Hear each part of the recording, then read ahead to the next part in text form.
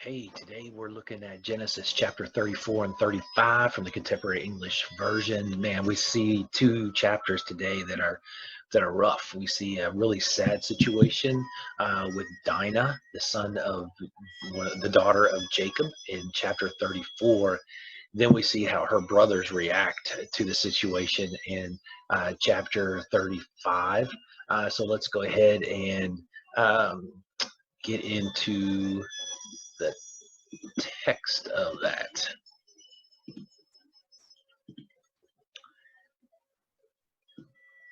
Chapter 34, beginning in verse 1.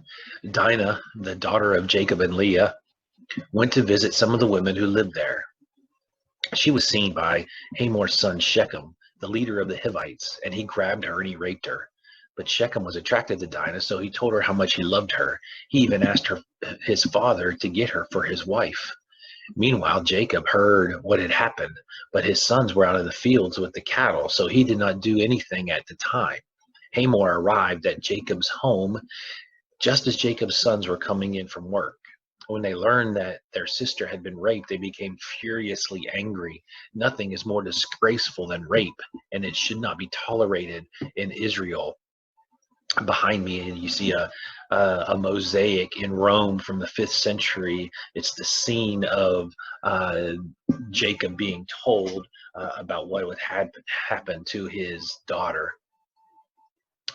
Hamor said to Jacob and his sons, "My son Shechem really loves Dinah. Please let him marry her. Why don't you start letting your families marry into our families and ours marry into yours?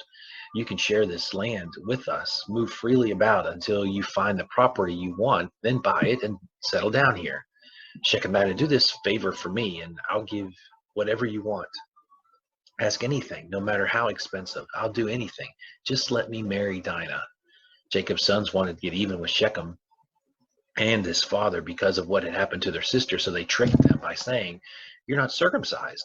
It would be a disgrace for us to let you marry Dinah now, but we will let you marry her if you and other men in your tribe get circumcised. Then your families can marry into ours, and ours can marry into yours, and we can live together like one nation. But if you don't agree to get circumcised, we'll take Dinah and leave this place." Hamor and Shechem liked what was said. Shechem was the most respected person in his family, and he was so in love with Dinah that he hurried off to get everything done. The two men met with the other leaders of their city and told them, "These people really are friendly. Why not let them move freely about until they find the property they want? There's enough land here for them and for us. Then our families can marry into theirs, and theirs can marry into ours. We can have to do only one thing before they will agree to stay here and become one nation with us. Our men will have to be circumcised like their men. Just think, we'll get their property as well as their flocks and herds. All we have to do is to agree, and they will live here with us." Every grown man followed this advice and got circumcised. 3 days later, the men who had been circumcised were still weak from pain. So Simeon and Levi, two of Dinah's brothers, attacked with their swords and killed every man in town, including Hamor and Shechem. Then they took Dinah and left. Jacob's other sons came and took everything they wanted. All this was done because of the horrible thing that had happened to their sister. They took sheep and goats and donkeys and everything else that was in the town or their fields. After taking everything of value from the houses, they dragged away the wives and children of their victims. Jacob said to Simeon and Levi, "Look what you have done.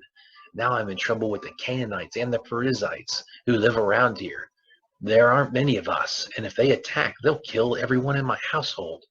They answered, "Was it right to let our own sister be treated that way?" Chapter 35. God told Jacob, "Return to Bethel, where I appeared to you when you were running from your brother Esau. Make your home there and build an altar for me." Jacob said to his family and to everyone who was traveling with them, "Get rid of your foreign gods. Then make yourselves acceptable to worship God and put on clean clothes. Afterwards, we'll go to Bethel. I will build an altar there for God, who answered my prayers when I was in trouble, and who has always been by my side. So everyone gave Jacob their idols and their earrings, and he buried them under the oak tree near Shechem. While Jacob and his family were traveling through Canaan, God terrified the people in the towns so much that no one dared bother them. Finally, they reached Bethel, also known as Luz. Jacob built an altar there and called it God of Bethel, because that was the place where God had appeared to him when he was running from Esau. While they were there, Rebekah's personal servant Deborah died.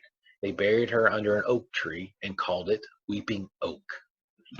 After Jacob came back to the land of Canaan, God appeared to him again. This time he gave Jacob a new name and blessed him by saying, I am God all-powerful, and from now on your name will be Israel instead of Jacob. You will have many children, your descendants will become nations, some of the men in your family will even be kings. I will give you the land that I promised Abraham and Isaac, and it will belong to your family forever. After God had gone, Jacob set up a large rock so that he would remember what had happened there. And then he poured wine and oil on the rock to show that it was dedicated to God, and he named the place Bethel. Jacob and his family had left Bethel and were still a long way from Ephrath when the time came for Rachel's baby to be born. She was having a rough time, but the woman who was helping her said, Don't worry, it's a boy. Rachel was at the point of death, and right before dying, she said, I'll name him Benoni, but Jacob called him Benjamin. Rachel was buried beside the road to Ephrath, which is also called Bethlehem. Jacob set up a tombstone over her grave, and it is still there. Jacob, also known as Israel, traveled to the south of Eder Tower, where he set up camp. During their time there, Jacob's oldest son, Reuben, slept with Bilhah, who was one of Jacob's other wives, and Jacob found out about it. Jacob had 12 sons while living in the northern Syria. His firstborn, Reuben, was the son of Leah, who later gave birth to Simeon, Levi, Judah, Issachar, and Zebulun. Leah's servant Zilpah had 2 sons, Gad and Asher. Jacob and his wife Rachel had Joseph and Benjamin. Rachel's servant woman Bilhah had 2 more sons, Dan and Naphtali. Those are the 12 tribes of Israel that we're going to be talking about here in a few more chapters. Jacob went to his father Isaac at Hebron, also called Mamre or Kiriath Arba, where Isaac's father Abraham had lived as a foreigner. Isaac died at the ripe old age of 180.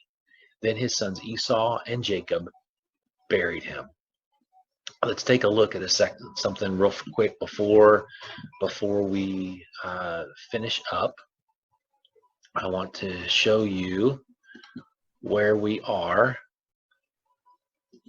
Okay, Hebron's where they had been at.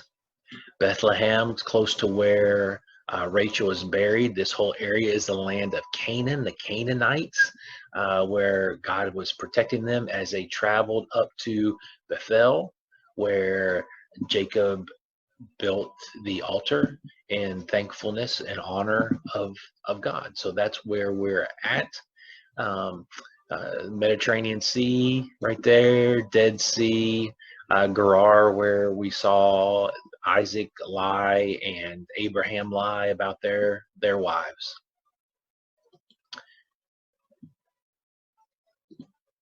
And that's Genesis chapter 34 and 35. I hope you have a great day. Bye.